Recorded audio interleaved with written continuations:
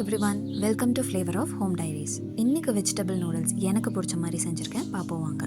அதுக்கு ஒரு கடாயில் தண்ணி ஊற்றி நூடுல்ஸை வேக வச்சுக்கோங்க. கூடவே தேவையான அளவு உப்பு, ஒரு ஸ்பூன் ஆயில் சேர்த்துக்கோங்க. அப்போ தான் நூடுல்ஸ் ஒட்டாமல் இருக்கும்.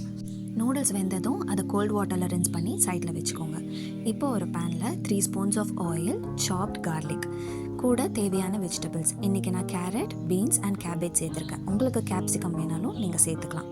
வெஜிடபிள்ஸ் நல்லா வெந்ததும் தேவையான அளவு உப்பு சேர்த்துக்கோங்க. இது கூட ஒரு ஸ்பூன் சிக்கன் மசாலா சேர்த்துருக்கேன். இது கூட நீங்கள் பெப்பர் பவுடர் கூட சேர்த்துக்கலாம்.